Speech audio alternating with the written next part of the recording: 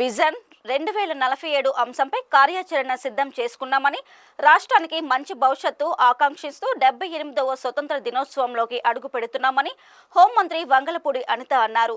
బంగ్లాదేశ్ సంక్షోభం నేపథ్యంలో రాష్ట్రంలో పరిస్థితులు అదుపులోనే ఉన్నాయన్న ఆమె ఎప్పటికప్పుడు నిఘా వ్యవస్థల నుంచి నివేదికలు తెప్పించుకుంటున్నట్లు తెలిపారు.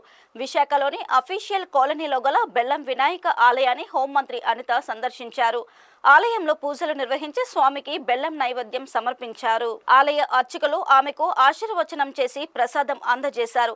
మహిమగల దేవుడుగా బెల్లం వినాయకుడు ఇక్కడ అనాదిగా పూజలు అందుకుంటున్నాడని, స్వామి ఆశీస్సుల కోసం వచ్చామని తెలిపారు.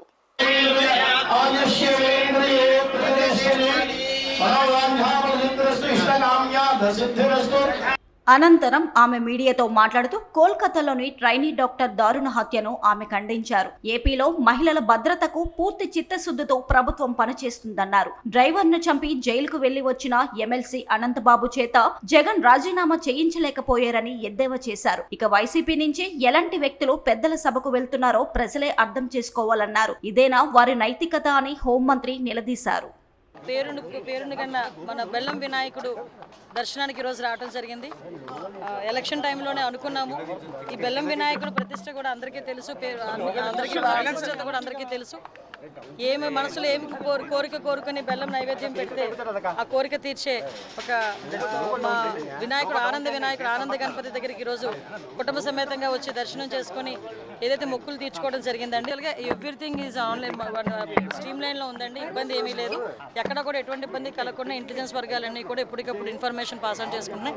ఎక్కడ ప్రజలకు ఎటువంటి ఇబ్బంది లేదు. దాని గురించి అయితే భయపడాల్సిన అవసరం లేదండి. విషయం ఏంటంటే ఎక్కడైనా ఎవరికైనా ఏమైనా ఇబ్బంది అనుకునేటట్టయితే మా ఇంటెలిజెన్స్ వర్గాలన్నీ బాగా పనిచేస్తున్నాయి. అట్ ద సేమ్ టైం ఎవరికైనా నేను ఇబ్బంది కలుగుతుంది అనుకున్న వెంటనే మా డిపార్ట్మెంట్ వాళ్ళకి ఇన్ఫర్మేషన్ ఇచ్చినా కూడా దానికి ప్రత్యేకంగా ఒక సెల్ కూడా ఏర్పాటు చేసే కార్యక్రమాన్ని కూడా మేము తీసుకుంటాం. భవిష్యత్తు ఈ రోజు 2047 దిశగా ఈ రోజు అడుగులు వేయబోతున్నామండి. ఒకనొక సందర్భంలో చంద్రబాబు నాయుడు గారు 2020 విజన్ అని చెప్పేసి 1994 ఆ టైంలోనే మాట్లాడినప్పుడు చాలామంది నవ్వుకున్నారు.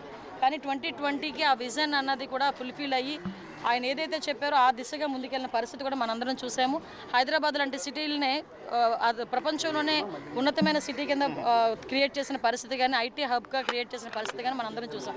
ఈరోజు గౌరవ చంద్రబాబు నాయుడు గారు ముఖ్యమంత్రి వర్యులు 2047 విజన్తో ఈరోజు ముందుకెళ్ళడమే కాకుండా 2047 విజన్కి ఏ రకంగా ముందుకెళ్లాలనేది కార్యాచరణ ప్రణాళిక కూడా ఈరోజు ముందు సిద్ధం చేసుకున్నాం. ఒకటి మాత్రం క్లియర్గా చెప్పగలనండి.